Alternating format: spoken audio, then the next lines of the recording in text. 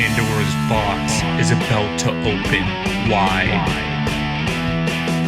You are not in Kansas anymore. You are on Pandora, ladies and gentlemen.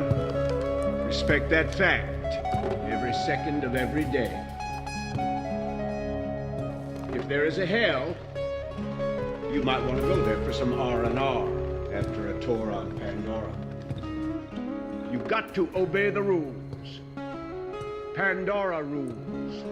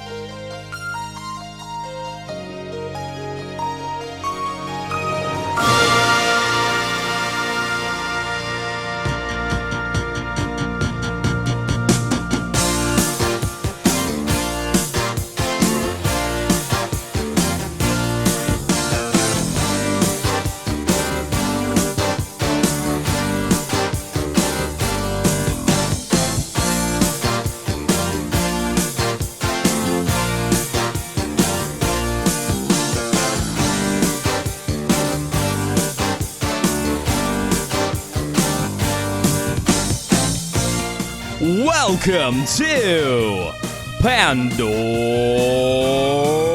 Diddly Box, starring Drew Jameson, Ben Armstrong as Drewster Nathaniel Warren is away on holiday this week, but with us, as usual, Calum Waite as Obadiah Pennywhistle.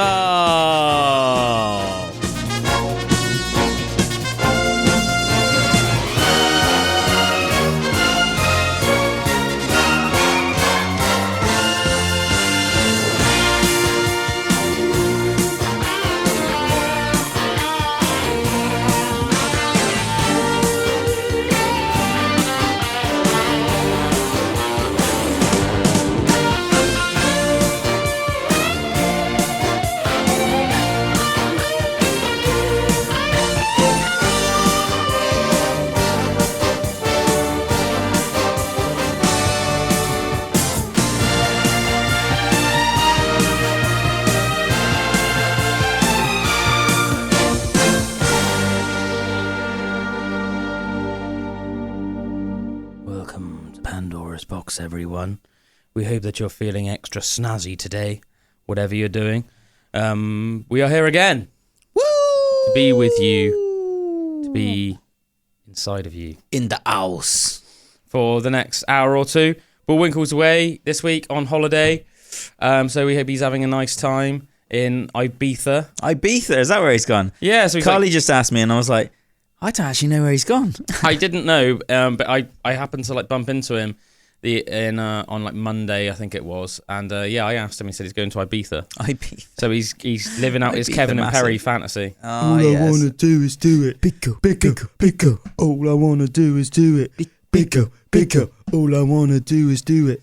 Pico, pico, pico, pico, pico, pico, pico, pico, pico. Yeah. So I don't know. Maybe he's going to be the next Eyeball Pool. Man, that movie. What a great movie. That is a great movie, isn't it? Maybe I want to go to Ibiza.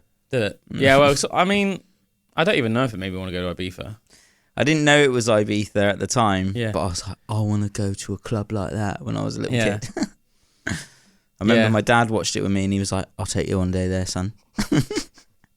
That is hilarious, man. And he found loads of jokes funny in it that I just didn't get at the time because I was just like way too young. Yeah, those are like sort of like sexual jokes and stuff Yeah. like that. You just can't quite get. Yeah, I just think it's like funny. I just think it's funny when he's like, girls do not poo. Like, to like bury stuff like that and all that stuff. And like when, who is it? One of them accidentally does have a poo in the sea, and then it's like, oh yeah. He's chasing him in the sea. Yeah, that's great, isn't it? Right, we're just going to get right into it though, with some interesting facts today. No dilly-dallying. No dilly-dallying around. Did you know that, obviously, nowadays, bras are a common thing? Mm-hmm. You know, you think... Those annoying things. You think breasts, you think bras, unfortunately. The sheath of the boob, one might call them. But did you know that bras weren't even like a popular thing until 1917? The reason that bras became popular is because in the West, the War Industries Board called on women to make the switch from corsets to bras in order to save metal. This freed around 28,000 tons of metal. Wow. Which is enough to build 2 battleships. That's quite crazy, isn't it? I know for like so many years throughout history, corsets were just like a massive thing, and they would like tighten their belly in like super tight, wouldn't they? And kind of crush your ribs a bit, and it was all a bit... Yeah, apparently it's like pretty bad for you, man. Yeah, yeah. It's like those Chinese people who put the feet in crush all their feet into these weird little shapes and stuff like that. Because like in China, like the smaller the foot, like your feet, it's almost like the more attractive you're seen as. So women would like, that crushed up foot's well attractive. Deform their feet by like forcing them into like essentially almost like children's they would break. shoes. They'd break their toes one by one from the outside. Yeah, and then they just got like, deformed feet. Like, fold them under themselves. And it's like painful for them to even like walk. Oh, no, thank you. Yeah, it's a bit like, it's weird, isn't it? Like stuff like that. But yeah, don't get it. It's crazy that like literally the only reason why like women wear bras nowadays is because wanted to build a battleship. The West needed more battleships, more metal for the war. So they were like, but it obviously just like stuck. I guess women were like, actually, this is way better than wearing a corset. Screw wearing a corset, man. Yeah, man. Never tried, never will. Can safely say that I've never tried to wear a bra and I never will. I wore a bra before. Have you? Yeah, I think we probably all have it once. Just as a joke, just trying it on as a little joke. Yeah, I'm sure we all have it one stage or another, you know? I think we'd be lying if we said we didn't. Is there a person alive who hasn't just had a Everyone's little got to explore in their youth. When you're like, it's like the sort of thing you do when you're like drunk as a teenager, isn't it? Yeah. When you see your missus' bra there and you're just like, I'm gonna walk in and now I'm gonna have her bra on. I wouldn't try and do that because I've always been way bigger than whoever my girlfriend's been, so I would like break it. Yeah, but that means your boob could obviously probably fit in the cup still. Yeah, but I just think, but there's other factors. It's like, the boobage. Yeah, I've got the boob. I've got the boobage. But just the circumference of like my back and chest. Probably like double the size, yeah. I'd either like break the bra or like stretch it to the point where then they put it on afterwards and it would probably just ruin it. So I'd feel pretty bad. I say free flow, man. Let the nips flow free. Yeah, me too. I mean, one thing, we've been watching some of that Daisy Jones and the Six. Oh, man. And one thing that you remarked was how many nipples were in it. Yeah. You know? Free the nip. Seriously. Yeah. Obviously, like, like not bare nipples. You can just see them through the clothes. Free the bare nip. Yeah, just full, just nudist colony. Full tribal. Just full tribal nudist colony. Yeah. With you as the leader. In the sauna. Yeah, in the saunas. Yeah. Temazcal and saunas. What's a Temazcal and sauna? Temazcal is the Native American ceremony where you basically like create like an igloo made out, and they traditionally would do it with like sticks and then like skins. And they'd have a hole cut in the middle, so you'd all go in a circle in the igloo around the wall of the inside, and then in the middle there'd be like a thing in the ground, like a hole in the ground. You'd have like burning hot rocks, so like red hot rocks, and so like a sauna, you'd put the water on the rocks and it would go super hot in there. And they used to do it to get into altered states and into like as a ceremony to connect with the earth and stuff. And where it's directly on the earth, your only kind of respite with how hot it gets is by placing your head right on the soil of the earth, because it's always cool no matter how hot the rocks get. The earth is still like cooler, you know, and it's they use it as like a connecting ceremony and stuff. And I've done a couple of them, and it's crazy. You just want to get out of there, but you do these rounds and everyone's chanting and singing and stuff. That's cool, man. Yeah, well, I guess it is. It's like it is almost like a little bit of like a willpower thing, isn't it? And I think anything that's to do with like extreme temperature, that's why like a lot of people like obviously can't really do things like plunge pools, because it's like it's quite a lot of mental strength to get into like freezing cold water, and it's also quite a lot of strength to like say stay in like a really hot sauna for a long period of time. A lot of people only like to stay in that medium range. But I think it's I quite like the like, you know, I mean, like, I like enjoy it. Like, I like physically enjoy like, you know, the resistance that comes up. Yeah, like even though like yeah, but I'm like not even just that. Like I just actually just do genuinely just quite like enjoy it. Not even in like you don't feel the uncomfortableness of like trying to stay in there. Yeah, I don't know. I think because I feel like in control. Because let's face it, if you go into a sauna, you can leave at any time. Yeah. And you're usually at like some place with like a swimming pool. Often like places with saunas either have like a swimming pool or at the very least like a shower close by. So like, you know, you don't. It's not like you feel like panicked. Do you know what I mean? It's quite nice to like you feel in control. You know, you can decide how long you stay in there and whether you put more water on the coals or anything like that. So yeah, I always quite enjoy that. Like, you know, I've never got to the state of like panic with it. But like heard some people talking about when it gets really hot in the Tamascals and they stay in there for like an hour and stuff. Like getting past that stage of being like really like, oh my God, I can't do this. And then all of a sudden just moving over that into pure calmness and like bliss. And I'm like, that must be such a cool like transition from thinking like, oh, I need to get out and freaking out to just like accepting it. And then all of a sudden like passing a plateau where it's almost just pure pleasurable. Just like you're just there and you can't even almost like feel the heat. I'm like, oh, that must be pretty cool. Yeah, that definitely is cool, isn't it? Yeah.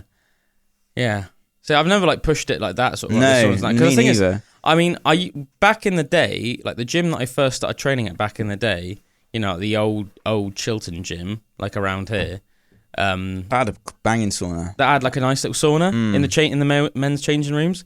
So like pretty much like every time I would train, I would like like work out and then I'd go down and then I'd have like a cold shower and then I'd get in the sauna. And I'd stay in there. It was never anything like crazy. Like I never did like a method. I would just probably sit in there for about like, I don't know, depending on obviously how busy I was or where, if I needed to be anywhere between sort of like 10 minutes and half an hour. And I'd get out, have another cold shower and then be on my way. But it was like a really nice thing to do. Nowadays it's more like, you know, if you like go on holiday and you stay at like somewhere. It makes me so sad how much I do not have saunas now. Yeah, I mean, I'm sort of toyed with the idea of at some stage getting a sauna. Get a sauna, man. Yeah, I mean, I would like to. I might do it at some stage. You can get some really like decent ones that like even like go outside and they're like built like these sheds and stuff. Yeah, they look amazing. Yeah, I think some of them like I don't think they're even that expensive. Really, I've seen some like amazing ones for like a couple of grand. Yeah, and I'm like that, but that's like really really good. Yeah, ones, I was gonna say I don't think I wouldn't have that much money to chuck at it. I don't think, but yeah, I mean, I'd be willing to obviously spend, I don't know, £400 on one or something. If I could get, but I'd have to look into it more and see if it would be worth it. I wouldn't want it to be like, you know, sometimes when you spend like that amount of money, if it was like not even good, then it's like, you know what I mean? It's actually like, you might as well actually just splash out and get. I always think it with, you know, your gym, like next to the gym, like Emily's bakery space. You know, if it's not being used for that, no, because she's not really using it. No, like imagine that as just a like lush. Well, I was. That's what I was sort of thinking. Maybe like getting one in there. That'd be so cool. That would be cool. Clad it out with some wood and just like get a hot thing in there. Turn it into a sauna. Yeah, that would be cool, wouldn't it? That would be nice. Saunas. Also, saunas are like really good for you. Yeah, they're really good for your heart, and like they can increase your cardio without you even doing any exercise. How good is that? Isn't it? That's like, so if you're like really, really adverse to exercise, we just really don't want to exercise, but you want to get better cardio, just start going in the sauna. Was it Rhonda Patrick that would talk about saunas quite a bit? Rhonda Patrick goes on a lot of depth about saunas and like the benefits of saunas and like on like an in-depth level, like how it benefits you, you know, which is quite cool. So yeah, if you want to look into any more like saunas, the benefits of saunas, look up Dr. Rhonda Patrick and all of her sort of like work on saunas. She's a really intelligent lady, very nice lady as well. Well, I don't know her personally, obviously, but I mean, she seems like a really nice lady. Yeah. It's another interesting fact. Did you know that women's tears reduce men's testosterone levels? So just like our saliva increases theirs, females' testosterone levels, their tears lowers reduce ours. Yeah, a study by if you kiss and they cry, then God knows what's going on. Do you know what I mean? Just levels back out the situation. You become the woman and they become the man. In that situation, dominatrix. Yeah.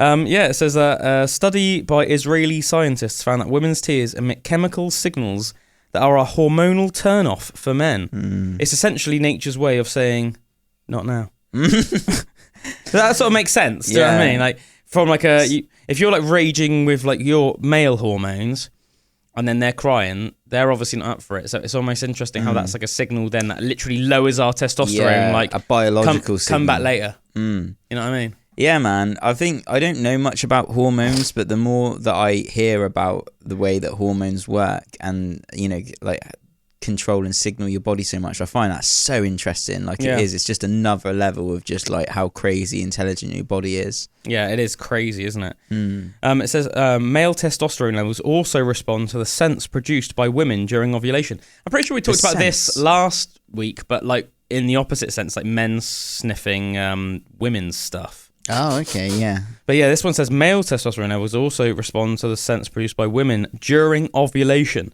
Researchers had men sniff a plastic bag with one of 3 shirts in it.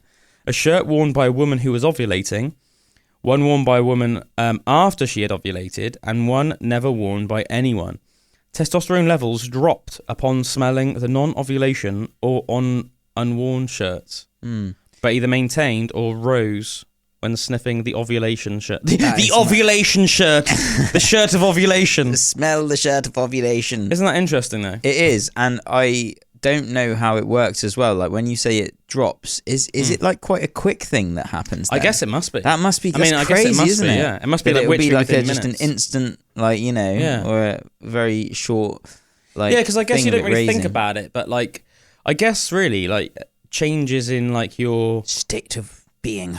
I guess, like, just to put it in layman's terms, like, I guess, like, how, I don't know, how, like, frisky you're feeling, or how red-blooded, you know, sometimes people say, like, oh, yeah, you know, he's a red-blooded man, or, you know, she's a red-blooded young lady. Got blood rage. Yeah, blood rage. You know, like, I guess things like that can change quite quickly. Like, one minute you can just be, like, watching a movie and chilling, and the next minute you're, like, you know, what is this? Yeah. Who am I? Just suddenly you're, like, the blood rage. Incredible Hulk. Yeah. Yeah. But rather than... It is. It can all happen so fast. Yeah, but rather than just wanting to, like, beat up villains, you just want to smash pasties. Sorry, ladies and gentlemen. I was like, shall I say it? And I was like, yeah, go on. Yeah, why not? You know, we're all friends here, aren't we? We're all friends here. It's past 9 o'clock. Yeah, it's past 9 o'clock. We're all friends here. Yeah, so what else have I got in the bank for you? Oh, yeah. 54% of women admit to having faked orgasms, but also 32% of men say they have as well. Oh. I mean, I'm not overly surprised at that, to be honest. I always think it makes you paranoid, though. Like, I hope no one else done it with me. Do you know what I mean? Definitely. Because that just sort of makes you feel a bit rubbish, doesn't it? Yeah. You know what I mean? I don't think it's ever happened to me, but it probably has. That's what they all say, mate. Yeah. All just actresses. Yeah, so this is quite a funny little funny fact. Did you know that a man called Stuart Malloy invented something called the Orgasmatron in 2004? Orgasmatron. It was a small box that attaches to the spinal nerves responsible for sexual pleasure via 2 thin wires. All it takes once they're connected is for you to push a button, and it gives the wearer an extremely powerful orgasm. Oh, wow. The only bad news is that an Orgasmatron costs $12,000 US. How would it just give someone an orgasm? Because literally, it's got a small box which attaches directly to the spinal nerves that are responsible for your sexual pleasure. That is insane. And it connects via 2 thin wires, which then is connected to a button. And then when you press the button, it like stimulates the spinal nerves. That's insane, isn't it? Yeah, I think it's mad as well. Like I guess it's like not crazy in a way. Well, actually, no, I do think it's crazy. You know, like how much like your spine and your nerves and everything are literally responsible for like everything. Yeah. Because you don't really think about it day to day. I mean, obviously, like we know that, like, say if you like break your back, you could end up like paralyzed and stuff like that, or like your neck. But it's like it's still crazy how it's like even like something like an orgasm That's like, because you think of it obviously as like a genitalia thing, which obviously it is, Straight sort up your of. spine, man. But it's also, it's like, it's all, you know, you can literally just by going like a little stimulus on those like spine, you know, on those nerves. Just, and like the speed of light is very fast. It's how I see as well how different parts of your body are like connected. Like, you know, you touch a bit on your armpit and when you feel it in your toe, like, you know, like that. Do you know what I mean? Like, so I've noticed that when I was getting a tattoo on my chest, certain points of the tattoo would like send me twinges in other parts of my body, like your finger or something. Yeah, and like it's weird how it must not be simultaneous, but it feels simultaneous, but it's just because the feelings are traveling through your nervous system so quickly, and like you know, the way that your body's connected, it is like these like speed of light connections throughout. It's crazy like how fast that can happen. When you think of blood, it takes like time to travel around your body, but these like nervous system ones and your spine and everything like that, it's like they happen so fast. These like almost electrical impulses that like move through your body. Like it's crazy, isn't it? It's crazy. Yeah, it's mad, man. Mad. Yeah. The body is a fascinating thing.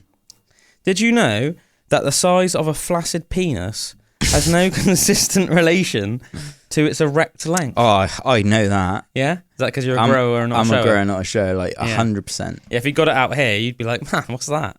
But then if you came back a bit after it actually confuses the heck out of me.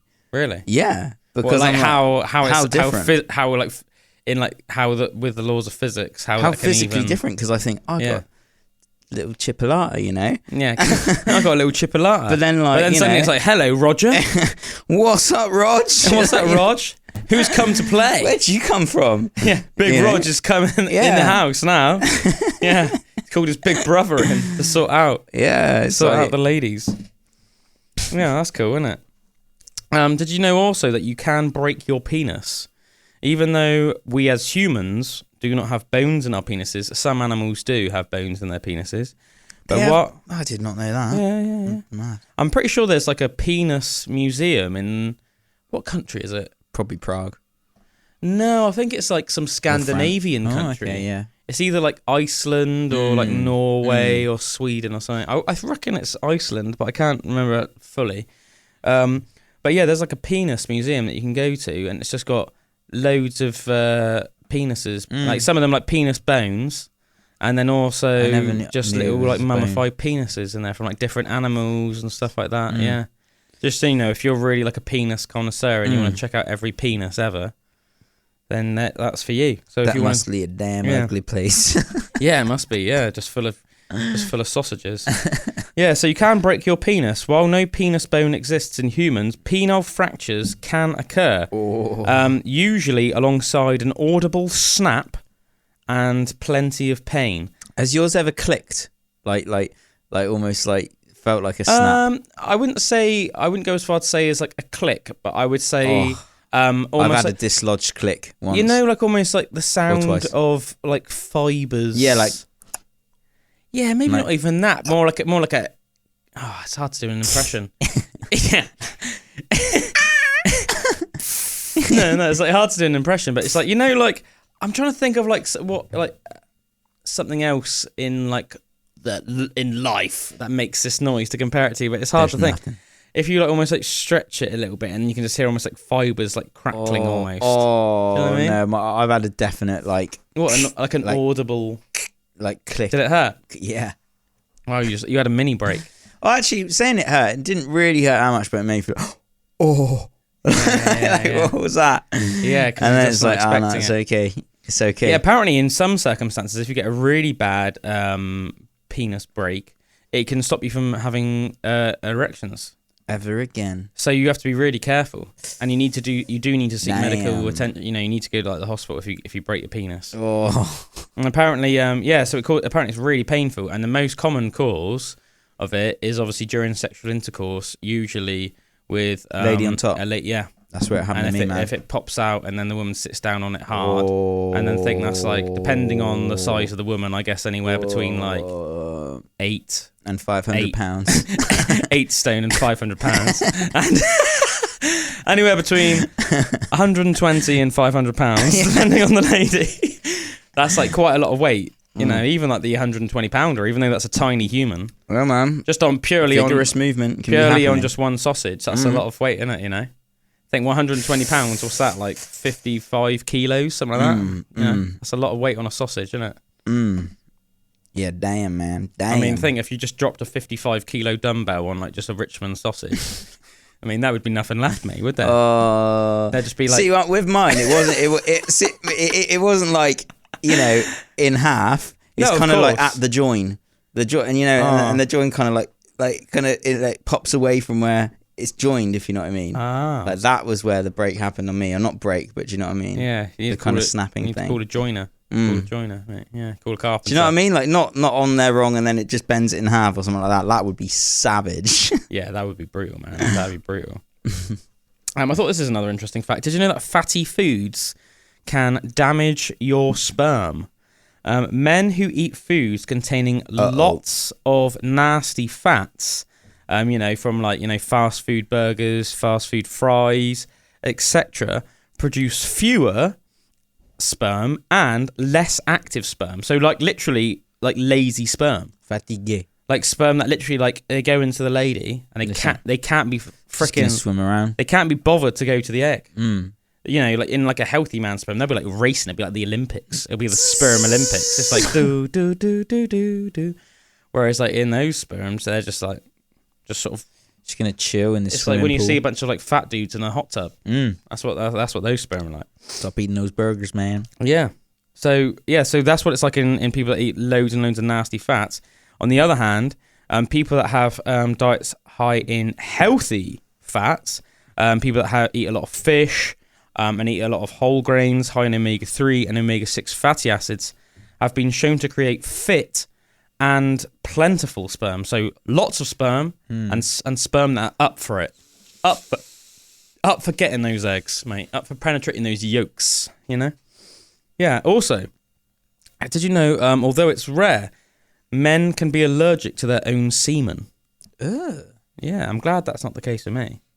It's rare, but it's a condition called post-orgasmic illness syndrome and can cause men to experience fever, fatigue, and even burning eyes after ejaculation. Damn. The only treatment so far devised for this is exposing men to small amounts of their own semen and increasing the amounts over time until they no longer react to it. A little bit similar to like when people become impervious to like snake venom. That's crazy. Imagine just like, you know, you're with your lady friend, you know, or whatever friend, you know, if you swing that way as well. Just even with like a puppet or something. Whatever, man, you know. Whatever floats your boat. Whatever floats your boat. And then, you just like, you know, reach climax and then you just like, your eyes just start burning and you just got like fever. I've definitely like, felt extreme, like super tired and like a bit lethargic after. And that's like, more to do with the release of like happy hormones and stuff though, isn't it? Yeah. Serotonin and stuff like that, which just makes you like feel like just like you want to relax and sort of happy and sort of like euphoric and stuff like that. I think that's probably one of the reasons. Obviously, it's quite like obviously it is like one of the reasons why the act of love making obviously is pleasurable because it's almost like, you know. Well, you don't know. You don't think about it on a conscious level, like, or at least not very often. But you know, you it's almost like chasing that dragon. You know, you want that state of bliss again. Yeah, you know you're going to get that feeling of those happy hormones. Yeah, interesting, isn't it? Did you know that about a third of men over 75 are still sexually active? That's quite a lot, really, isn't it? That's quite a lot. You know, a third, like 75. That's pretty old. Yeah, do you know what I mean? Yeah. And 1 in 10 men over the age of 90 are still sexually active. 1 in 10? Yeah, 1 in 10 men over the age of 90. I'm going to be one of them 10. Do you reckon your granddad's still sexually active? No. Why do you think Grandma Mary's got a bad hip, mate? I only think because he's forgot. No, Mary. He's forgotten what a woman is. He's got very bad Alzheimer's now. Mate, I think that's the last thing you'd forget. I think that's the one thing he's clinging on to, man. Yeah, probably. It's the vulva. He's forgotten everything else. But Tom. Yeah, I mean, I think if you were like that, as old as your granddad, and you were like suffering from Alzheimer's, I reckon you still remember. He definitely winked at the nurse when they ran the other day. Mate, my grand's exactly the same. Because our grand's like similar ages, aren't they? Like, you're both sort of like 90 pluses. God rest their souls. Long may it continue. But yeah, because my granddad was in hospital last year, wasn't he? And he was exactly the same. He's like a right charmer and that with the ladies. You can see him like all of a sudden like perk up when like a young nurse comes along. Isn't that funny? Bless him.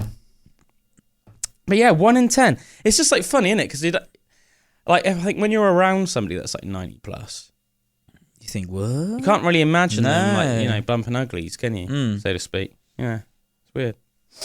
Right, I'm gonna give a little some nice sort of like advice now.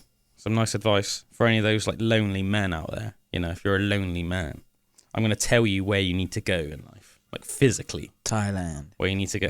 No. No, in fact, that's a dangerous place because you never know what you're going to get. No, but I'm going to tell you where the highest single woman to single man ratio is, and apparently that is the state of Florence in South Carolina in America. Where there are just 68.97 men for every 100 women, thus making men in high demand. Wow. Because with those numbers, even if you round up the number of men to say 70, and say there's 70 men to every 100 women, then say those 70 of those men were in a relationship, well then you've got 30 women that are just looking for something, you know? Yeah, I wonder why that is. They're just looking for something. Looking for something. For something. They don't know what it is, but they're looking for something. It looks like a man. Yeah. They're looking for some hairy humanoid, you know? I wonder why that is in where is it, South Carolina? Yeah, specifically the state of Florence in South Carolina, yeah. Yeah, strange that, isn't it? Because I know that there's like, you know, you think of places like China and they've got way more women than males being born. Yeah. But that's like a whole country. Like, not just like a single state. It seems quite strange. I wonder why that is. I guess, I reckon causing that. I think it probably is just like chance. I mean, it's almost like it's got to be somewhere, and the laws of probability state that like every possible like outcome must happen somewhere, and it's just almost like just randomly by chance, a lot of people in that state have just given to birth to girls, probably rather than men. Because let's face it, it's just a coin toss anyway, isn't it? You know, like you don't really know. Like, you know, it's always like a 50-50 where they're going to have a boy or a girl. And I wonder if it keeps going though, because that would imply a trend from where for just a certain generation or something like that. But like, yeah, I wonder in 10 years if it'd still be similar. Yeah, it's interesting, isn't it? But I mean, I think, you know, if you are like a lonely guy and you've always like struggled, you know, maybe like, you know, not anything like because it's like your fault or anything like that, but maybe just like, you know, a lot of competition around. Maybe you're just not the sort of guy that's going to put yourself out there as much as some other chaps. Yeah, why don't you take a trip down to old Florence, South Carolina? I'm sure there'll be some... Carolina, find the vagina in South Carolina. Yeah, that's a nice little jingle, isn't it? The vagina. But, yeah, and also, great accents. You know, that Southern beer. Hey, I'm from South Carolina. South Carolina, the Southern drawl. Would you like to go out for a beer and a burger someday? Hell yeah. Hell yeah, Annabelle. Come pluck my G-string. Yeah, I'll tell you where you shouldn't go, though, and that's Jacksonville, North Carolina. Isn't it weird? Whoa. Actually, that they've all moved the to highest, North Carolina. It's just like the freaking the state up from that. That's you think that's really weird? They've all gone there. All the men have gone to North Carolina. Isn't that weird? Yeah, so the lowest ratio of men to women is Jacksonville, North Carolina, where men outnumber ladies a whopping 174.78 to 100. Ooh. Which means it must be men must be like fighting in the street over ladies in North Carolina. Do you know what I mean? Yeah, man. That they need to balance things out a bit there. They need to like move them down. So move a few of those men down to South Carolina. That's quite radical though. And although like obviously like, you know, I jest a little bit when I say men must be fighting in the streets, but like no, in all seriousness. Yeah. Think like the ladies must be like such a hot commodity. You know, like as I said, like imagine if there was like, you know, say if there was only like one woman available and we both had that, well that would be a bit that'd be a bit rubbish, wouldn't it? Because it's like, well, either way, one of us isn't going to be happy. I wonder if the women have multiple partners. Jezebels. Jezebels, as they are known in the night. Or maybe just polygamous. But even so, that's like a bit of a raw end for the blokes, because at least in like traditional polygamous relationships, at least it's like a two-way street. Do you know what I mean? It's like you make a deal with that person, like, okay, yeah, we're in a relationship, but we can both still like have other partners, or like sexual partners, whatever. But if you're doing it like that, well, then it's crap, because basically the woman. The rules could still be there, but there's no other women in it. Yeah, the women can see other chaps, but then you can't see other women. That just seems like a bit. You're getting the bum end of the deal, aren't you? Yeah, just because there's not enough. You could, but there's just not enough. No pun intended when I said you're getting the bum end of the deal. Yeah. I wonder what with a place like that, I wonder what the actual the rate of gays. But do you know what I mean? Like the rate of buggery. Yeah, I wonder what the rate of buggery is in Jackson, Carolina. The rate of sodomy. Northern Carolina. What is the rate of sodomy in North Carolina? What is the rate of Sodom? What was it that we said that like Willie's metal band was solo metal band? Sodden, yeah. Sodden, because of how sweaty you get. Do you know what the word, where the word vagina comes from? Mini bum. Vagina is Latin for mini bum. Imagine if it turned out it was. That'd be so funny. That'd make my life. No, the word vagina derives from the Latin word for sheath or scabbard. Oh, I spat a little bit then, I'm sorry. Oh my god. That's pretty funny, isn't it? Yeah, I know where the word sword comes from now. Yeah. Sword and Sheath stone. your sword. Sheath your sword, young man. In my sheath. In my scabbard. Yeah. That's so funny though, isn't it? Makes sense though. Yeah, I mean, it does make sense, you know? I mean, I guess all a sheath or a scabbard is like a place where you put... The sword. A phallic-shaped instrument. Yeah. Something that's long and... pointy.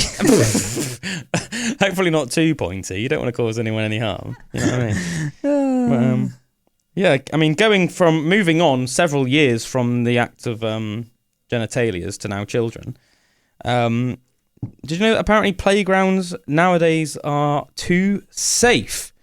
Psychologists believe that encountering risks, like, for example, in parks that were built more in the 40s, 50s and 60s, it was regular to find monkey bars as high as 10 foot off the ground.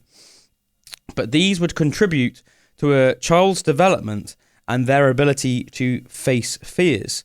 Regulation and overprotection on the playground nowadays, however, has led to higher levels of anxiety in young people.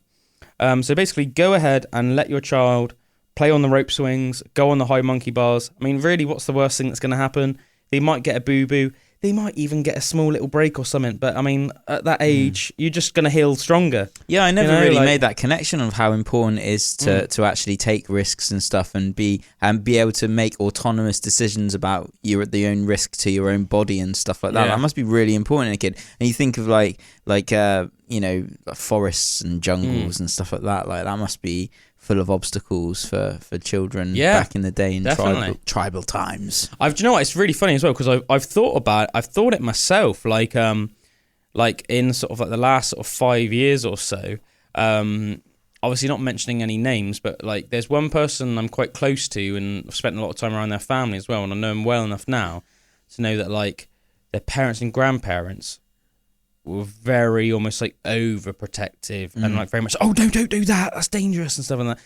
And as a result, the person I'm thinking of and all of their siblings, I can tell, suffer from anxiety and are, a bit like, without being rude, the phrase a bit like afraid of their own shadow. It's like everything in life causes them a little bit of panic and stuff. And it's almost like, if you're not like that, it almost like, can come across almost like a bit comical sometimes. It's like, what are you like worrying about? You know what I mean? Without trying to sound sensitive. But then I think like I'm quite happy. I'm quite glad that like my folks, and I think your family are very much the same.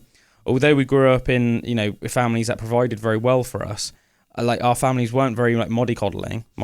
No, we'd be off adventuring, doing all sorts. Like I broke bones when I was a kid and stuff, doing stupid stuff, and Yeah, it's not like, do you know what I mean? It was never like, Calum, don't do that. That's dangerous. Do you know what I mean? It was more like, you know, oh, what's Calum been doing again? Do you know what I mean? And stuff. But as a result, I think now as an adult, I mean, it's not like I look at everything in life as like some scary obstacle. Do you know what I mean? It's like, there are a few things I think we talked about on the pod that like freak me out, which I guess are like, you know, like almost like irrational fears, although actually arguably they're not really irrational fears, like almost like great white sharks and things like that. You know, you just have that fear of like, you know, like of like certain things like that, like people might just have like a thing or two that just freak them out for some reason, like the idea of it.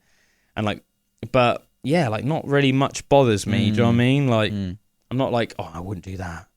It's a bit dangerous, you know? Cool, yeah, it's hilarious. Even thinking back, I used to be obsessed with like bicycles. Like as a kid and building ramps, and I remember like the cul-de-sac in our street in Suffolk, and we'd always put like get bricks and then put bits of wood on the bricks and like build ramps and jump and that. There's lots of falling off or like you know, kind of dirt tracks and stuff like that. Man, I had some savage kind of things, but those like going for those things are like, oh, I don't know, it's like a sense of adventure that could not. Yeah, and also I think you have to like push your body to its physical limits sometimes to even know what those limits are. And then once you do know what those limits are, you know what you are capable and not capable of, and as a result, that fear is gone because there's no fear of the unknown because there is no unknown. Yeah. You know, like, oh, okay, well, that would probably break my bones. But this won't. At the same time, you're not made of glass. You know what I mean? We're pretty tough. We're like made of this like sinewy muscle and then this heal itself and like bone in the middle of it. Like, you know what I mean? We're not like made of china. You're not going to like fall off a wall and just smash. But that's almost like how some people act a bit like that sometimes. You know what I mean? It's like, I remember when I was a little kid being down like there's this village near us called Wemden, being down Wemden Parish. And I remember like all the kids were like daring each other to like jump off the roof, like, you know, because you could sort of like go around the back and there was like a wall that you could just about climb onto, and then from the wall you could climb onto the roof of the parish. And I remember like, all the kids were like, you know, daring each other to like just jump off the roof of the parish onto like fricking like solid concrete, and like no one would. And I thought, oh, I'm gonna fricking do it just to show everyone. Do you know what I mean? It's almost that tribal thing, isn't it? Almost like you want to be like the one that does the thing that no one else does. So I did it. And obviously, really, that's a freaking stupid thing to do. I jumped off like the roof of a building onto solid concrete. Like, and I remember even with like little spongy knees that you have when you're like 7 or however old I was then, like it still caned my legs because I just jumped onto my feet. And I don't think I fell over, but it's like obviously all of that shock. There's no sponge obviously on concrete. Yeah. It must have just gone right up, shot from my feet right up into my knees and my hips and everything. Crazy. One of those things that really like. It wouldn't have been surprising, obviously, if I broke my leg. And it's just really lucky, obviously, that I didn't get any injuries. And obviously, I think any adult would have a breakage. But I think it's the only thing that saved me was that, yeah, when you are that young, your bones are almost like rubbery. Yeah. Aren't they? And I think, obviously, you're so almost like, in a way, you're almost like the fittest you're ever going to be when you're a kid. Because you almost have like rapid healing as well, don't you? Like, you could randomly twist your arm in like a funny way today or something and have like a bit of a dodgy shoulder for the rest of your life. Yeah. Whereas when you're a kid, nothing of that happens. No, when you're a kid, like every week you're getting it's all growing into itself still. Yeah, if you're not jumping off buildings, you're getting like power bombed on your head by one of your friends or something, or like, you know what I mean, some weird thing. But then it's like day or two later, you're just fine. It literally is. It's like you're Wolverine or something. So I mean? How did you ever feel with like heights and stuff? I know you obviously jumped off that, so probably quite good. But like I remember like being at like theme parks and that, and like quite struggling with like those death slides and stuff. Like I really wanted to do them, but I would like sit up the top there and I couldn't bring myself. And also a couple of really high dives as well. I remember being at swimming pools and going to like the highest one where it doesn't even bounce. It's just like it's just like a solid thing, and it's like a massive like Olympics like dive or whatever. And just like being up there and like not bringing myself to actually do it and jump off. Yeah. And like it's always a bit gutting actually thinking back on that, because I remember a few times being in really high places and like wanting to do something, but that fear just like stopping me from actually like. Yeah, I don't know. It's funny because like obviously even though I did jump off that building, that parish building, I have to say when I was younger, I did struggle with heights a little bit. But one thing I think helped me get over it was that once I got to sort of like once I became like a teenager. Where because my grandparents live in Wemden as well, and in Wemden there's lots of like pine trees everywhere. So I used to love pine trees. It's really nice, But one common problem in Wemden is that people's guttering fills up with pine needles. And obviously that's like a problem my grandparents had. So once I became a teenager, one sort of like little like chore they would give me, or like job, I didn't see it as a chore, job, but let's call it job, was, I would have to go up the ladder onto the roof and clear the guttering, you know. So obviously, and their house is like a fairly decent size, like Wemden house, you know, so you're probably like, I mean, it's hard for me to say how many feet you're off the ground, maybe like 30 feet, 35 feet, something like that. But it's high enough that if you fell, you'd freaking hurt yourself. Oh, yeah. You know, but yeah, I think I remember at first, the first like probably 5 times I did it, I remember like shaking a little bit, like really, you know, on the top of the ladder, and you're almost like shaking. And I could remember almost being like, and almost like putting my body like flat against the ladder, almost like I was like really almost like thinking like conscious of the fact that like you could potentially fall. But like even like to this day, like I still do it a few times a year now, even like as in my 30s. Whereas now it's like doesn't bother me at all. I think if you do anything enough, you just get used to it. Now it's like I grab the ladder, put it against the guttering. I literally march up there. Do you know what I mean? Real casual, right? Freaking get all this stuff out, get all the needles out, get down, move the ladder, go up again, do it again. You know what I mean? And just work my way around the house, just doing that. Yeah. And it's like just doesn't bother me because I think I've done it enough times. I think as well, it's like just goes. Also, I think like things like that, like fear, is like so psychological. Like every now and again, it might pop into my head, like say if it's like a bit of a windy day, or if I make myself like 3/4 of the way up the ladder, and maybe I think I could have maybe placed it like a little bit better before I started going up. You think like, oh, what if the ladder just fell to its right? Like, what would happen? And I guess you think in your head like, well, there's this very, very small chance that might happen. But then even if it did, I might be all right. Do you know what I mean? So it's like, what's the point of like paralyzing yourself like with all of this like worry or fear about it? Yeah, because that panic state that would happen could make something bad happen as well. Yeah. Or it's not going to help. Or in even any if you did fall, which is like unlikely, as I said, you might not even be that hurt. You might have like a superficial injury. Do you know what I mean? But like it wouldn't. But do you know what I mean? It's like whatever. Depending on how you landed. Yeah, and stuff like that. So it's like whatever, isn't it? Really? Yeah. One of the most exhilarating things I've ever done was recently in Costa Rica, where I jumped off that massive cliff into a. Did I tell you about that? There was like a waterfall that was one of these waterfalls that was like quite. It was fast flowing, but it was from a thin point on the rocks. So like you could slide down it, and it was like so smooth, obviously because of the amount of water that's going over the rocks, that people were like sliding off. But if you can imagine like cliffs and then like going into the waterfall, but if you climbed up the cliff to get to the waterfall bit, you could go over it and you could climb higher up the cliff to the side and then jump off a part of the cliff into the thing below. So you're like going over the waterfall and just kind of like into the pool below. But you have to like someone's put like an iron bar into the into the cliff so that you can hold onto it and kind of shimmy your way up there. And then when you're on the platform, it's literally like a tiny little bit of rock jutting out that you stand from before you jump off. So once you're up there, there's no really way of getting down without like the possibility of falling apart from jumping. Yeah. So like I knew that when I went up there, like I was gonna have to jump. And yeah, it was weird. So because it was higher than a house, you know, and it looked further down than, you know, just anything like if you were just like in a random place, you think I would never jump off that. Yeah, like, you know, it was just so high. Yeah. But I just did it, and it felt amazing. It was like weird, like falling, but then just like hitting the water was like, oh. It's funny, and I think with things like that, it's like. You can see why somebody would never ever do something like that, but you can also see, I think, the initial like first few times of doing something like that are like terrifying, but then I think people become like addicted, as you said, to that feeling of amazement. And exhilaration. And then somehow that overrides the fear that was originally there. Yeah, and it was the kind of thing where you just where you have to do it, you just have to do it. Like I felt that like because I could have stood up there, like I remember being at the top of the diving boards and just frozen, and then just going off because there's some stairs to go down. But that one, it was like there was no stairs to go down. It was like I've got to feel this, and rather than like. Just get completely frozen by it, actually just jump. And then when you make that decision to do it, it's just like the feeling of exhilaration is just intense, you know? Yeah. Pleasurable almost. Yeah, well, no, definitely pleasurable, man. I'd say definitely pleasurable.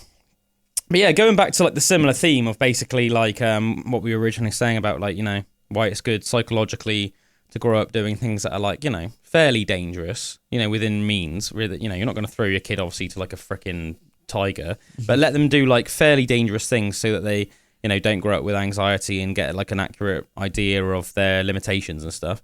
Similar thing with like health and stuff like that. It says also exposure to germs at a young age can boost a kid's immune system over the long term. Research has found that kids are less likely to develop allergies, asthma, and immune disorders as they grow up if they are allowed to get dirty. Some researchers suggest that this explains why girls, more likely to stay squeaky clean and away from germs, have a higher rate of asthma than boys, and 3 times the level of autoimmune disorders. And it's not obviously 100% agree. And with it's that. not even just because girls are less less inclined to get dirty than boys, but it's also almost like culturally seen as almost like a bit more. I don't know why. It's almost like, you know, for boys just to be like really dirty, whereas like I think, you know, sometimes people want their almost their daughters. You know, if you're wearing a nice dress or something like that, oh, we don't want to get your dress dirty. That's your nice dress, you know. Whereas if a boy's just like playing with worms in a little mud patch somewhere, it seems like a bit more almost like normal for some reason. Weird, isn't it? Nature and nurture, baby. I thought this was an interesting fact, and I also thought it was interesting because it's relevant to myself.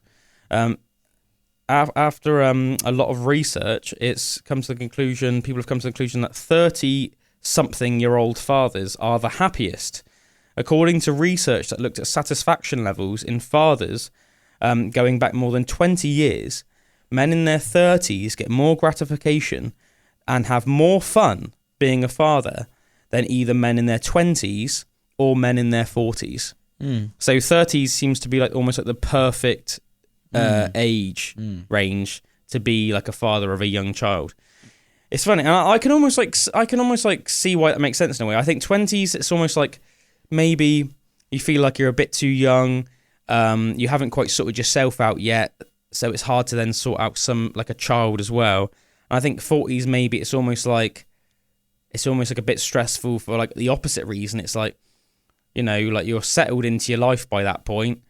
You know you're not really a spring chicken, and it's quite tiring being a dad, and you probably don't have quite as much like oomph and that as you had when you're in your 30s. Do you know what I mean? And you think, oh well, by the time they're like, I've brought them up, which is going to be quite this tiring and expensive endeavor, and a lot of, you know, emotional.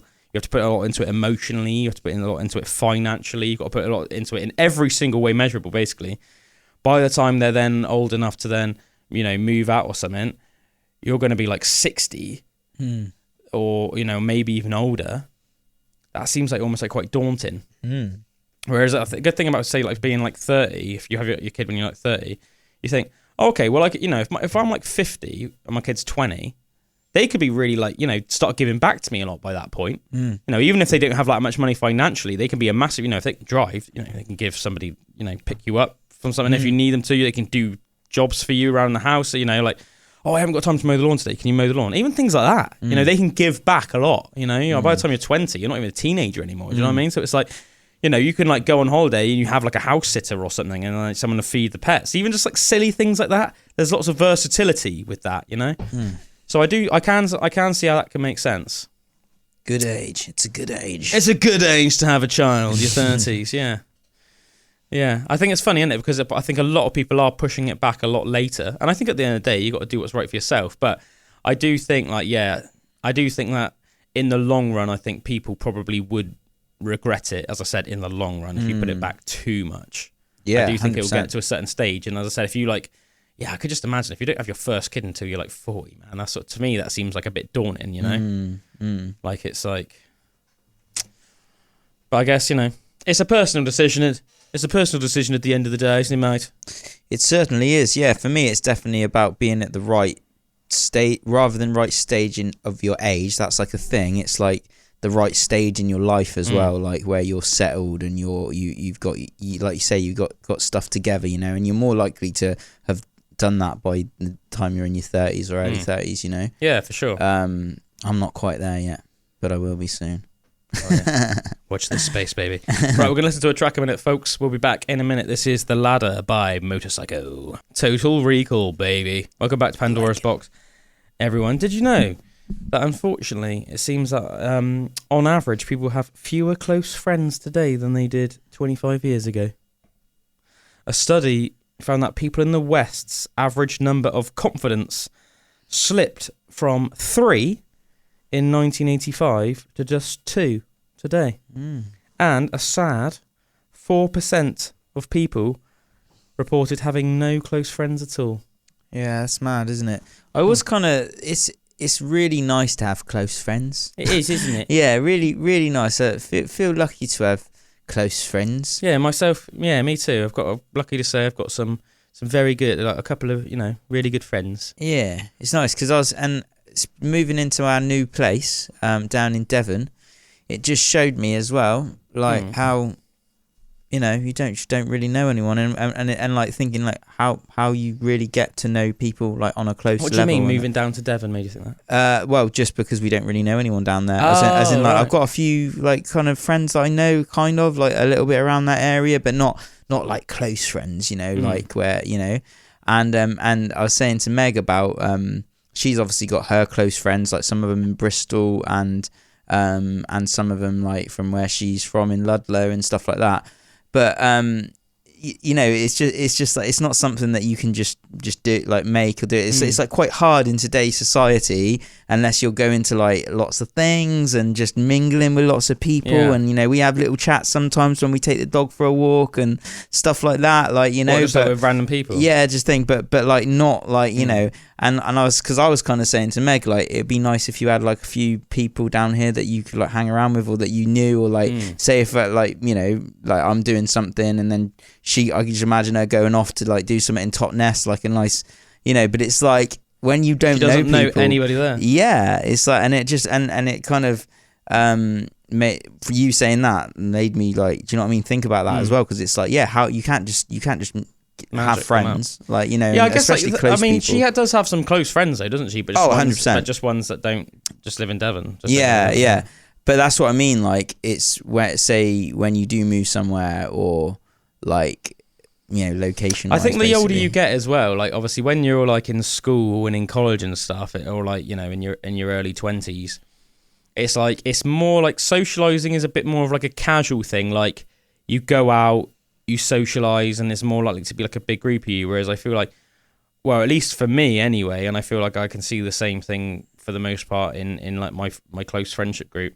When you're in your 30s, it's more like you make life situation. It's more like an event. Yeah, I mean, like, exactly. Like every now and again, you'll make a point of like, oh, okay, like going out for like some food with your mates, or like some beers with your mates. Yeah, like, oh, you're going to that gig? Oh yeah, actually. But when you're in school, you're just there with everyone every day, hundreds of people, hundreds of like potential friends, and like you could just like turn up at like a local gig almost without even like checking to see what your mates were there, and you'd have mates there, and you would just like hang around with them all night, and then you just have a great night. Whereas like I wouldn't ever do that now. Yeah, it's weird, isn't it? But how much of a normal thing it was then. Yeah. And that's what I mean. Like, I think moving to a new place, it makes you realise that even more, because it's like you feel like how would you even like bridge that gap of finding like new mates or whatever? Like, it's not even something you really think about. It's so ingrained in your lifestyle of what you have.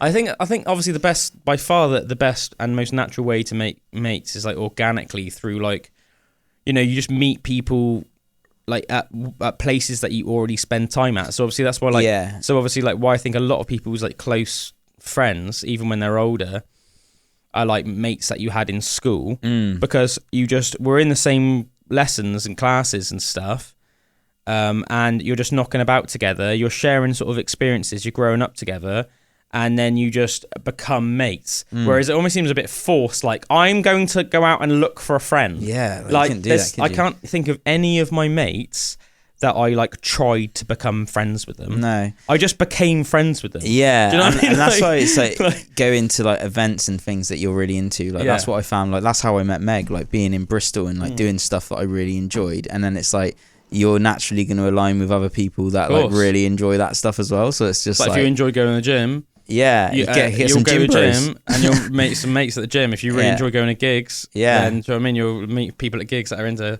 I think one thing that's great like that is like music. I think if you are like passionate about music and you meet someone and they like a lot of the same like bands as you and that, I feel like that is. There you go. That's the thing. Like, you know, like, because we talk about how amazing it'd be to have like some woodwind players or some other musician friends. You know, like I crave that. I crave like this meeting of like new people, but that are really into like what you're into. Similar to stuff to you. But like that you know, but where our lives aren't really evolving around being in social situations or groups where lots of that stuff's going on. Like, I imagine how cool it would be if there was like a local jam night where there was just loads of folk musicians that went down and all played like. You can guarantee we'd make friends. With some of them. Exactly. Like, but I'm a bit like, that'd be like so cool to like go to some place like that and then it's like have some fellow musos there. Yeah, I think with us it's like hard to have your cake and eat it a little bit because we're both like proper bumpkins, aren't we? Like we love living like really rural, sort of like both of us sort of like live out in the sticks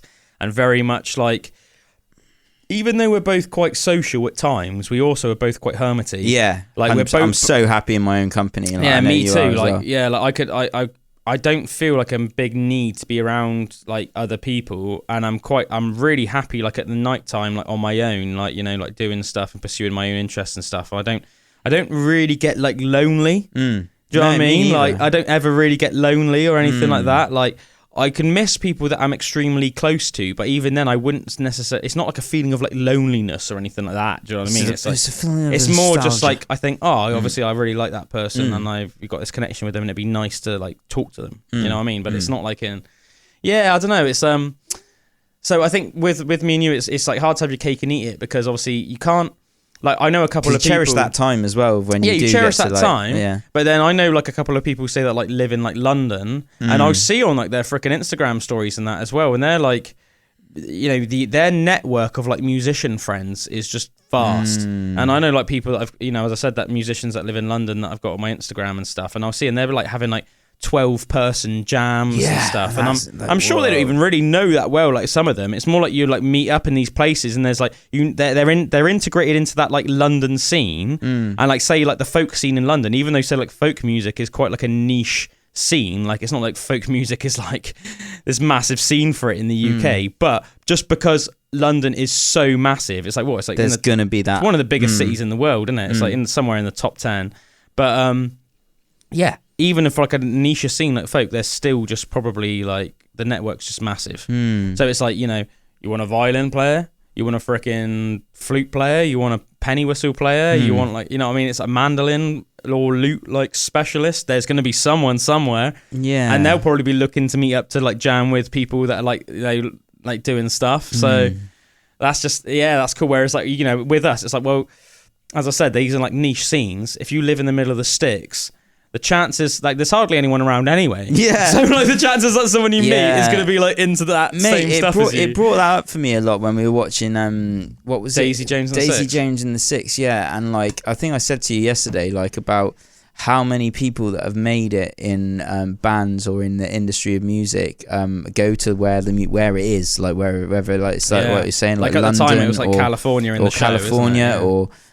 you know, where it's happening, or where there's other people that are within that that niche of just like whatever they're doing as well, and it really seems true that a lot to like put yourself out there and be connected with all of those people where you're gonna get connections that escalate into more connections. You almost need to be like in and involved with it, and I've talked to Josh about it as well, like, but being in Bristol and that, you know, and like how much is going on there. When he was saying he went into that t-shirt printing shop to get one of his art things printed, and how everyone was just in there like doing art and like as like an almost crazy. Like a community like vibe place, and you could see it was just like emanating. And then you've just got us bumpkins from like the dark corners of Somerset, like, and it's like, oh whoa, this whole community exists, but we're just doing it sort of on our own. But then also going up to Bristol, go in a car park, start walking down the stairs of a car park, and there's just a massive human poo just in the corner, and I was like, I'm glad I don't live in the city.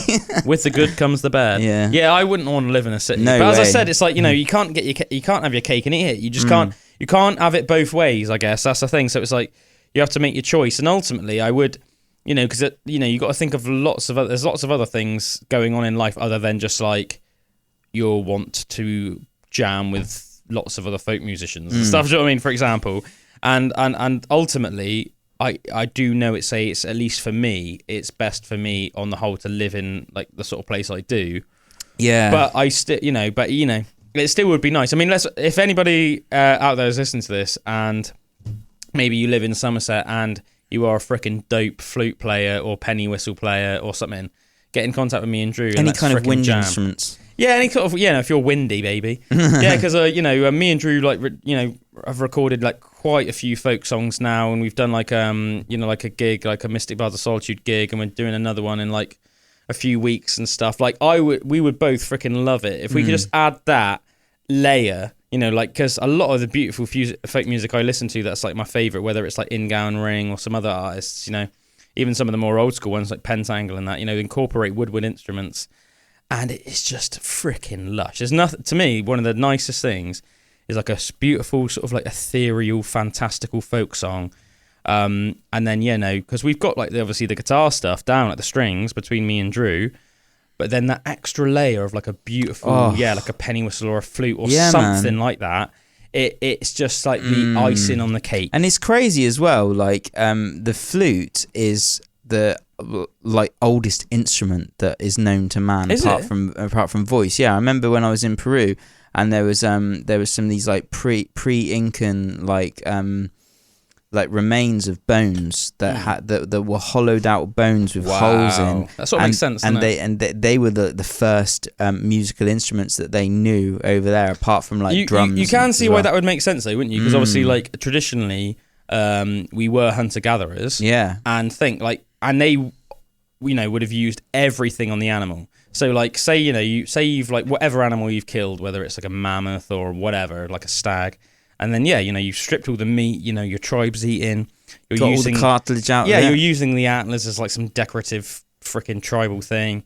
You've got to suck the marrow out of the bones. That's it, the marrow, because that's really obviously nutritional. Boiled the bones or whatever. You've still got this bone left over, and I guess it's like, what do you do with it? Well, humans being humans, we sort of just play with stuff and start fiddling with things. That's why pretty much that's how every invention almost started, doesn't it? How it happened. And then it's almost like, blow into it. And then maybe one day there was like a crack in the bone or something that was like a hole-shaped crack. And then they realised that if you did that, it changed the frequency a little bit. Okay, what happens if I put a few more holes in? Oh, if I put a hole underneath it as well and then touch that, then that like adds this whole other resonance or whatever. Yeah, man. And you can so see how that would have evolved. And then it's like, okay, well, I'm going to get different length ones now. And that's going to change change. Yeah, because I know we thought that would be the first one, but then when I was like, it really made sense. And it is just like, there's this sound where it's wind, where it's something blowing through, and just like, it's a different, like, natural, beautiful texture than most other sounds you get with instruments, I think, Yeah, I think it's very gentle, and something about it. I'm trying to struggle to think of a word for it. It just makes you feel very like blissful. Do you know what I mean? It's like, especially with a little bit of reverb and delay. Oh yeah, obviously add that reverb into it, like pan pipes and stuff like that. Oh yeah, go and play some pan pipes in York Minster Cathedral. Mate, we're there.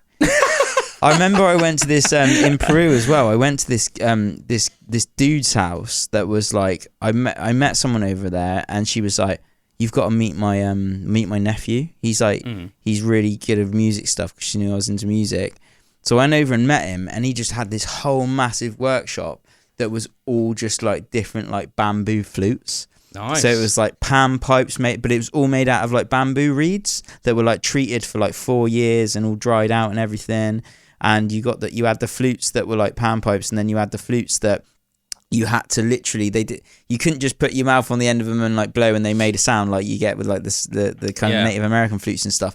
You had to like have your embouchure and like blow it across like a certain way for it to like make a sound and everything. But it was just so beautiful, and he was like playing them all in the shop for me. I was like, wow, crazy. That is so cool, nice, man. I just wish I mean, there's somebody I know that even like used to like teach woodwind instruments and that, but I know that did something happen? Yeah, but her jaw's like messed up. So I mean, if it wasn't for the fact that like her jaw's almost like, like really messed up now, she's almost got like a condition. And apparently, it is from like chronic freaking like woodwind playing ever since she was like a little child. and her jaw's all messed up now, and I think I know that she's been in hospital for it. I can't remember exactly what she's had done for it, but it's like causes her pain. Repetitive strain injury. Yeah, it causes her pain. I think she's like a music teacher in a local school here, but yeah, because I remember when I first heard that she was like some amazing woodwind player, I thought, oh, well, I might ask her, but then I found out because she's like a friend of my missus. I found out that she had all these, and I thought, oh, she wouldn't be able to. Yeah, so we need to find someone a bit more, bit more able. Yeah, man. We might have to take a trip down to London, go see Fiona Fay. Yeah, go see Fiona Fay, and yeah, because she can play. Yeah, man. Fiona Fay can play. Fay can play. Fay can play. She can play like several like instruments. I brought a penny whistle, but I'm no good. I can't even make it sound good. Yeah, I've got a penny whistle and a recorder and an ocarina. Funnily enough, the one that I find easiest to play is the ocarina. My recorder is just one that I've had like ever since frickin' primary school. So that's just a leftover from that. I don't really play it. The penny whistle, yeah, I'm just not naturally like. I've taught myself how to play some stuff on the ocarina, and that's quite fun. And it'd be great, like, do you know what I mean? With like an ocarina, if I did know someone with woodwind, it'd be great to be like, oh, I've got an ocarina, like, do you want to have it and like sort of play along, you know, like learn how to play it a bit more as well. Yeah. Do you know what I mean? Like, do you know what I mean? If we did know someone that was already good, because I can imagine a bit like how, like, you know, if you know how to play guitar, you know, obviously you can play bass and other types of guitar, blah, blah, blah. Do you know what I mean? I can imagine obviously if you are like good at, say, the recorder, you could really easily become good at the penny whistle or the ocarina or anything. Do you know what I mean? But yeah, man. What I know someone like, I just love the idea of doing like a gig, yeah, and then just like having some freaking dope woodwind player. Yeah, man, that would be so cool. Just like layering that bad boy up. Yeah, you know, because there's a band called Fluke as well, and I absolutely love them. Not to be confused with flute. Not Fluke, but there is a lot of flute in it. Yeah. Or I don't know what it would be classed as. It probably wouldn't be classed as flute. It's like whatever the Irish like the penny whistle and stuff.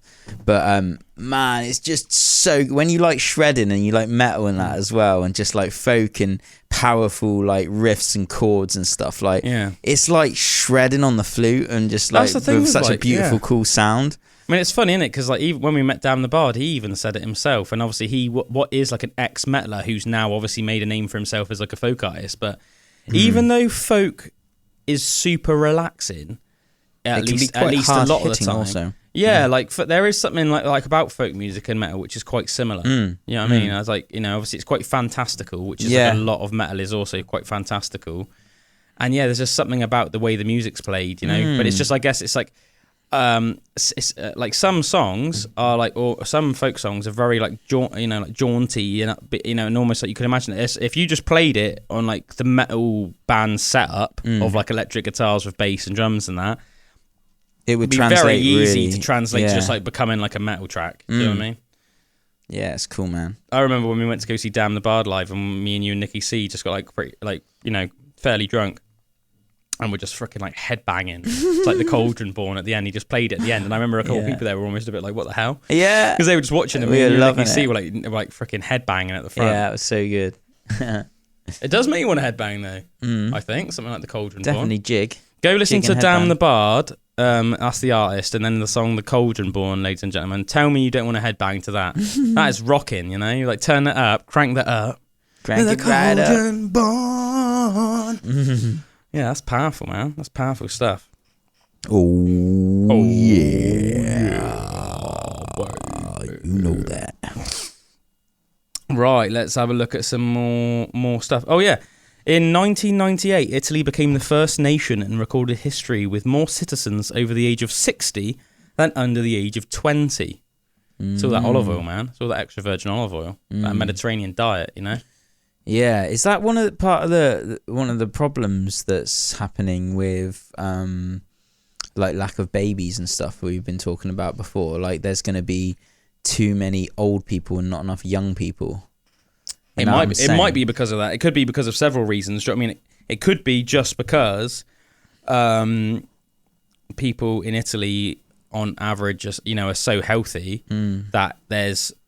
Just people aren't dying until they're like well over 60. I mean, that could be one of the reasons. But I mean, it is definitely a fact that people are, you know, having a lot less kids now. Yeah. I remember like reading the other day that like in I think it was only like something like 1980, it was like fairly common for families to have more than 2 children, whereas now it's really uncommon for a family for like a man and a woman to have more than 2 children. So it's gone from being in the 1980s, so what's that, 40 years ago, really common to have more than 2 kids, and now it's really uncommon. Yeah. So there's that trend, and it does seem to be just going down and down and down. Yeah, and you down, keep hearing so, people saying about like, there's going to be less people to almost like pick up the work of what's been before, and stuff. But like, they call it a population collapse. Yeah, don't they? Yeah. And I think it's weird because there's been such an overemphasis on certain other issues. But like, that is a big issue, and that's like this massive issue which just seems to be flying under the radar. And I think most people, it's not even on their radar. No. And they're not even paying attention to it. And I think a lot of people, if you do bring it up, are haven't thought about it enough, or are so almost conditioned to think about other like worries of our society. Global warming. They almost like dismiss it. Yeah. And it's like, no. Like please just think about this in depth. It is a massive issue. It's a massive potential issue. Like there are so many, like yesterday, weren't we? Like we were doing sort of like a bit of like an odd job for like our sort of parent company. Obviously we work for AEW Radio, and obviously Aspen Weight, obviously of the AEW, it's like a large company which comprises lots of different departments, and we were basically just doing some odd jobs going around in a van for Aspen Weight yesterday. I remember you said to me at one stage when we dropped off that big sort of industrial fridge at that place in sort of near Frome and Bath. You said, like, isn't it funny, like, the different, like, jobs just like people have? Do you remember you said that? Yeah. While we were taking a slash randomly behind a fucking, behind a like a, I don't know, like a little warehouse or a barn or something. Yeah. And, it's like, think, all of these jobs, though, like, as you were saying yesterday, like, it's funny, the amount of different jobs people have. But all of these different jobs are like supporting our infrastructure. Yeah. And it's like somebody has to do them. Like the guy we met there, really nice chat, wasn't he? Like they basically rebuilding sort of like fridges and other stuff and then sell them on. Like even all something like industrial equipment and everything. Yeah. It's like I'd have no clue, and I wouldn't really know anyone that has a clue about any of that stuff. But think if you think about it, like even something like that might seem like on the surface like a random job. Well, think. All these big industries and manufacturing plants and like whatever you want to call them, like you need these like big fridges to like keep certain foods cold before they go onto the market. Well, who's building them? Who's then maintaining them? Who's then fixing them and selling them on again? Like that guy yesterday, and then who's building the buildings that these fridges are going in? Who's farming the foods? That's going into these freaking manufacturing plants that are going to be put in these fridges that then are going to go out to the population, and then who's selling them? It's like if you think about it. My most positive possibility with like AI and stuff would be that it gets to the point where we don't have to worry about that stuff as much. Well, yeah, do you know what I mean? Like, imagine if like artificial intelligence was so it was so good that we could actually get it to automate most of the processes that some people may find it really interesting and actually want to do those jobs, but like I can imagine most humans that's a well, I don't know.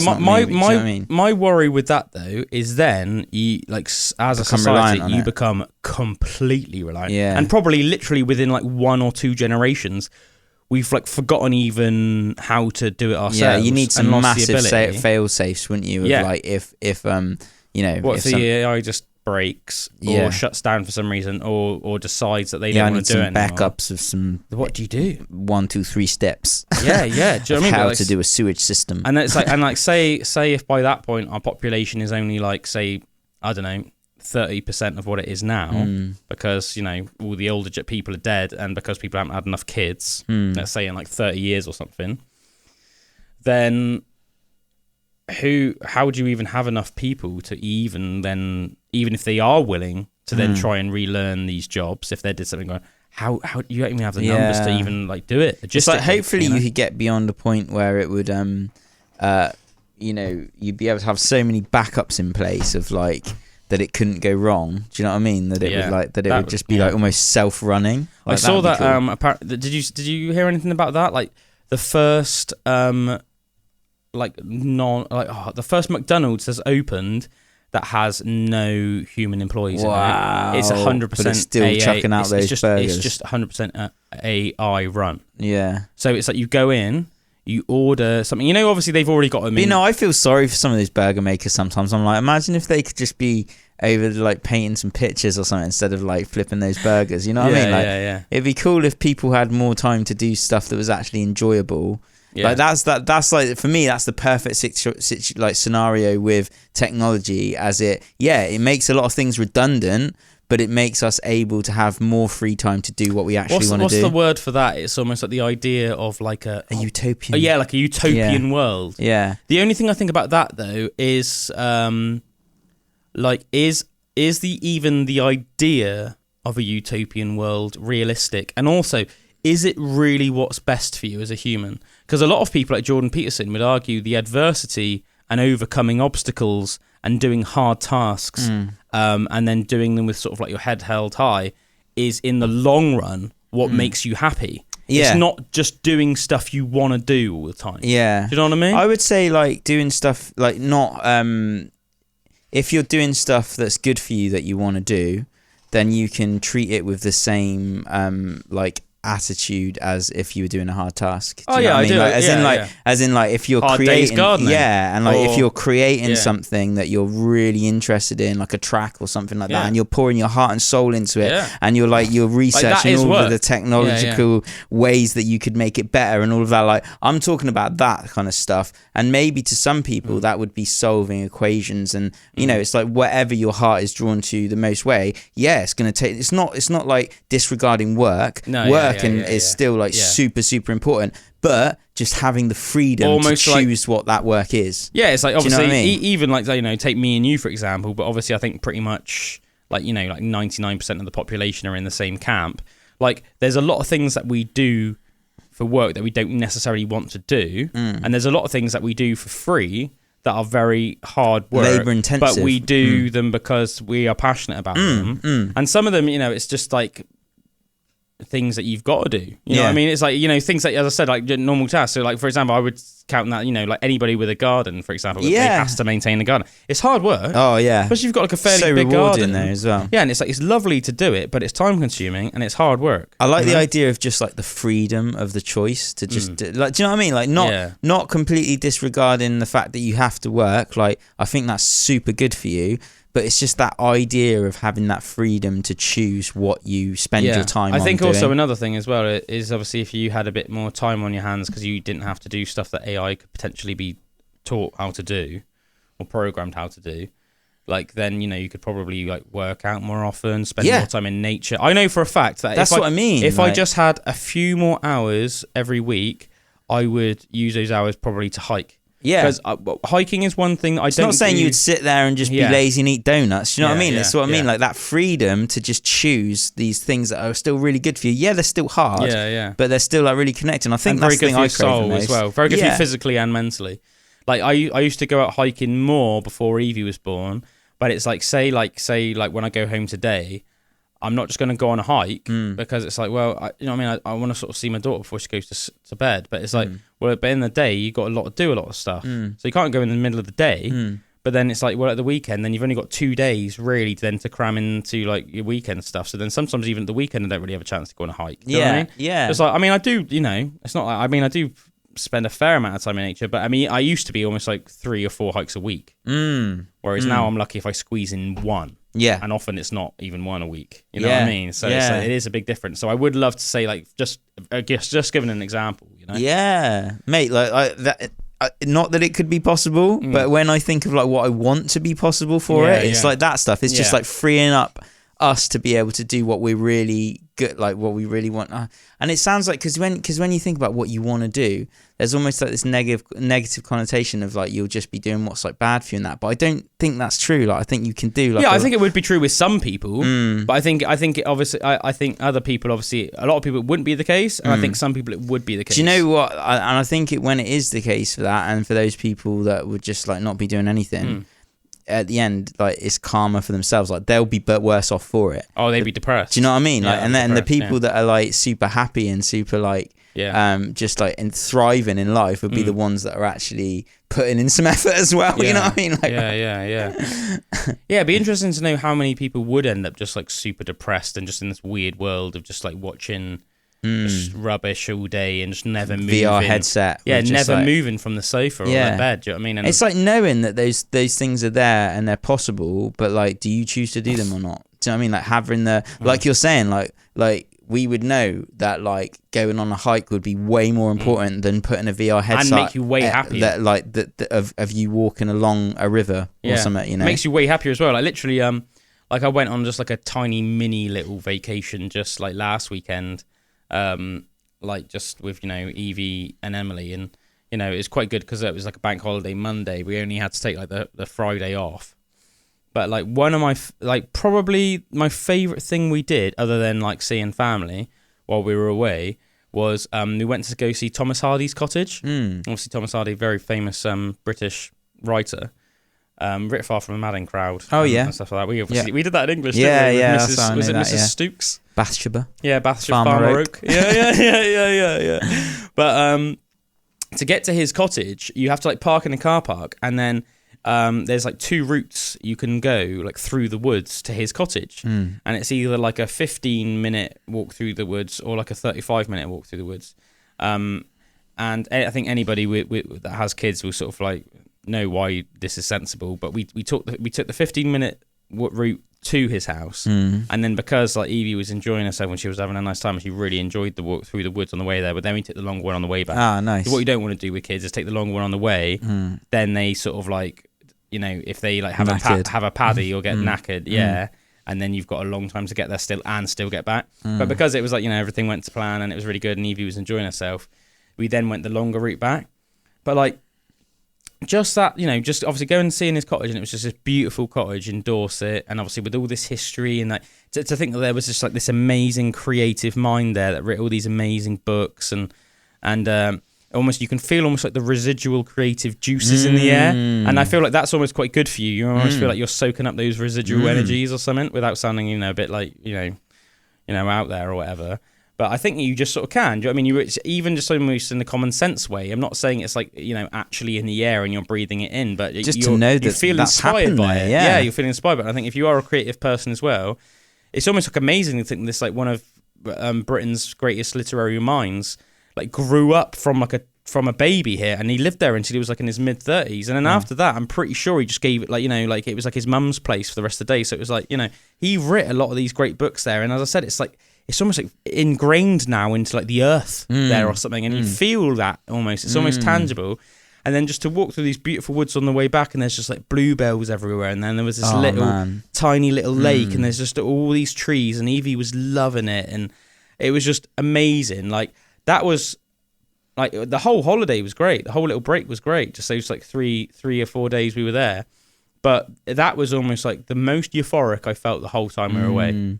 And that just goes to show how good it feels being in nature. Yeah, man. It just feels amazing. That reset and that recalibration that you have just from like walking, like from whatever's going on in your mind. Because like you said, you're about soaking up the energies of a really nice place like that.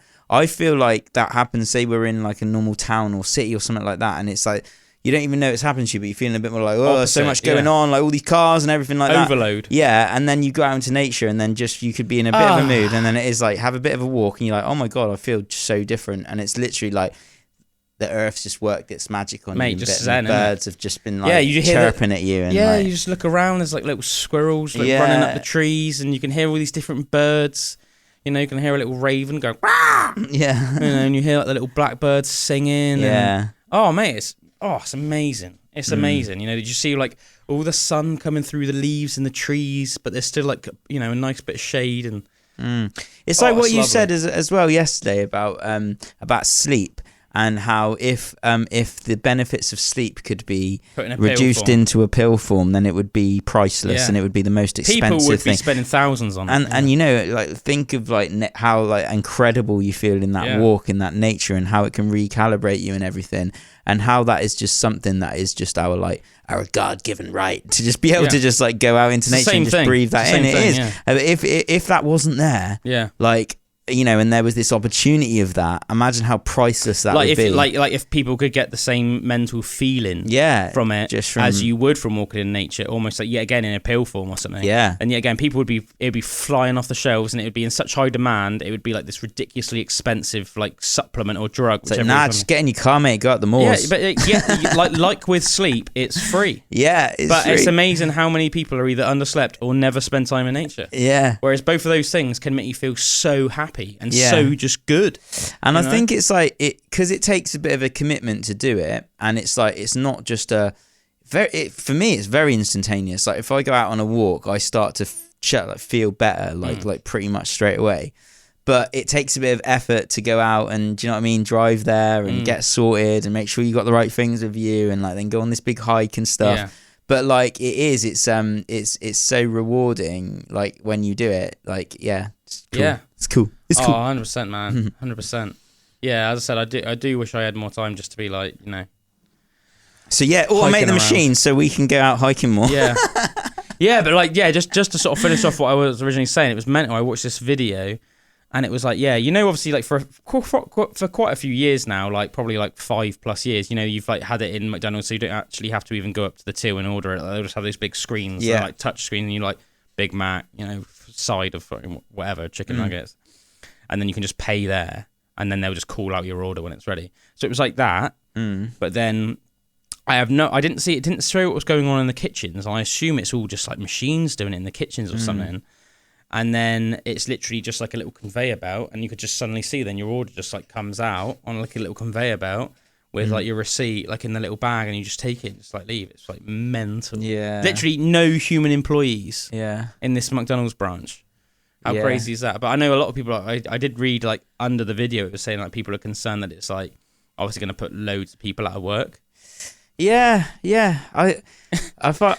Yeah, but more time for hikes. Yeah, exactly. Like, do you know what I mean? It's if it can be offset with more time.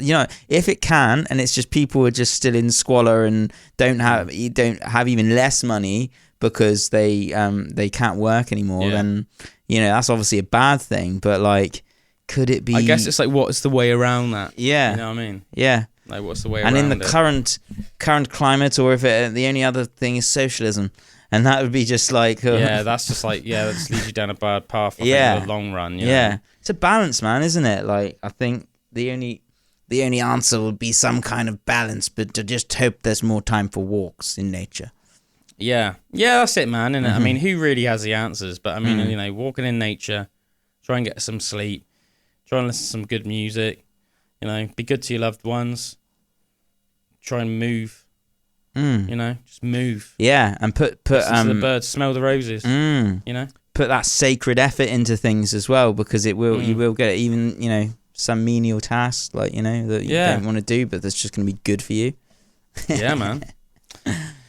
Yeah. Maybe we'll just reel off just like one or two more facts, and then we'll call it a day, ladies and gentlemen.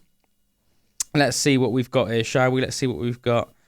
Do you know what? This is so funny because it's pretty much like you literally just brought up this a minute ago.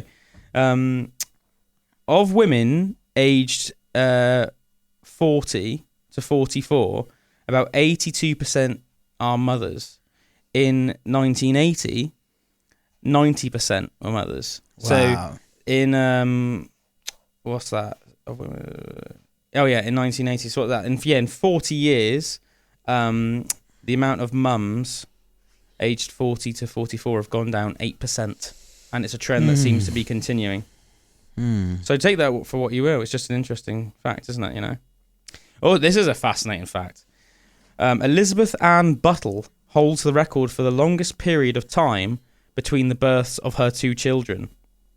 She gave birth to her first child, Belinda, on the 19th of May, 1956, and she gave birth to her son, Joseph, on the 20th of November, 1997. That is crazy, meaning that her children were born 41 years and 185 days apart. That's crazy. I thought my dad was crazy with his dad. He was at 11 years from his brother. Yeah, and my mum's 10 years older than my Uncle Dom. But Over 41 years. Yeah, difference. that's mad. That's crazy, isn't it? That is proper crazy. It's longer than our whole lives. Man, that is nuts, isn't it? That is nuts. The fear of fear is known as phobophobia. I've got a bit of phobophobia. What, a fear of fear? Fear of fear. Yeah, I really don't like fear. I really don't like when fear arises in me. It's like, I'm just like... Well, yeah, I think that's natural. I mean, nobody wants to feel fearful of anything. But I don't get fear, but it doesn't induce fear, so that's not fair. Because a phobia is where it induces fear in you, I suppose. Yeah, you're like so afraid of fear that you feel fearful of the fear. Nah. Yeah, I just don't like fear. yeah. I mean, yeah. It's not like that. I think this is quite interesting. I don't really know what the takeaway is from this. It's just interesting. Repeating affirmations like, I am a lovable person, boosts the mood of people that have high self-esteem. But for people with lower self-esteem, repeating affirmations like, I am a lovable person, actually makes them feel worse. That's crazy. Isn't that weird? So if you suffer from low self-esteem, repeating, I am a lovable person will actually make you feel worse than you already do. Yeah, that's nuts, man. That's a bit weird, isn't it? I don't really know what to make of that.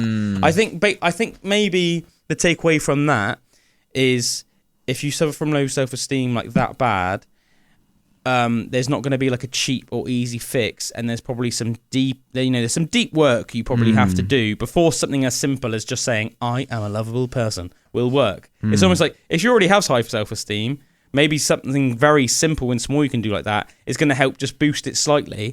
But if you've got such a bad self-esteem issue, I can imagine it almost triggers you. Yeah, because it's like you're feeling like it's a lie. Because exactly. Yeah, you feel like it's some sort of lie, or maybe even like some sort of pressure, and it's pressuring you to feel something that you're not. Yeah, I can imagine that. I would say like one of the interesting things about changing your state into a better state is like using your imagination to almost like creatively think and creatively feel what it is to be like in a good state, like happy or whatever, like rather than saying I am a lovable person, like feeling like what it's like to feel love, like, do you know what I mean, as in like to feel love with another person, like what would that be like imagine it in your head as a little daydream of like if someone like really liked me and they looked at me and they smiled at me and then I smiled at them and then I kissed them.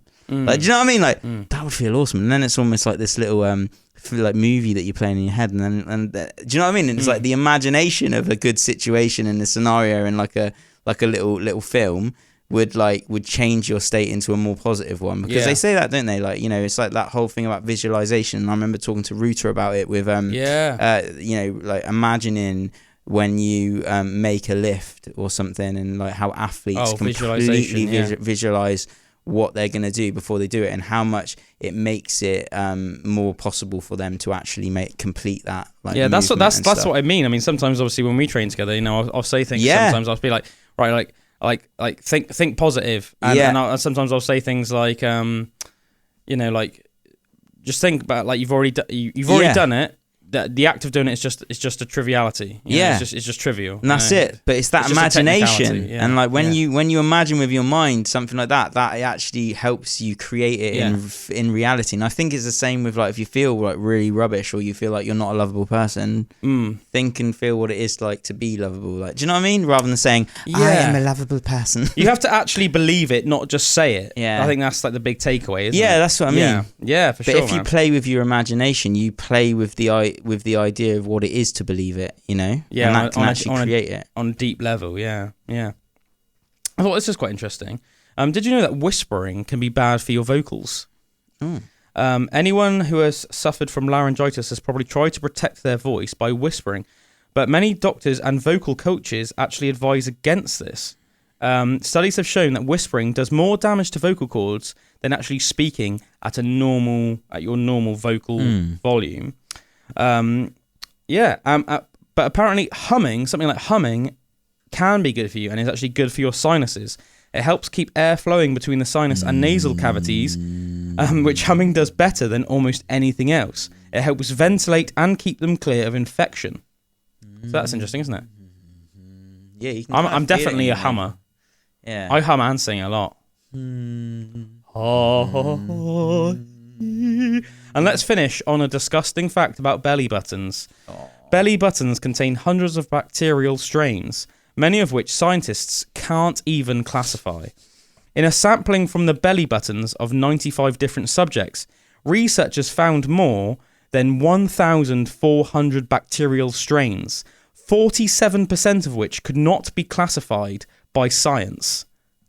That's almost half. Mutation. Alien frickin' bacteria living inside of your belly button. Yeah, and the rest, the other 53% were different types of lint. I have to say, I don't even really know what that means. Isn't lint like isn't lint fluff? Yeah, I thought it was, but I mean, it says like the bacteria, like 53% of the bacteria was different types of lint. Fluffy Maybe I'm lint. looking into it too much. So yeah, we'll leave it on that fact, ladies and gentlemen.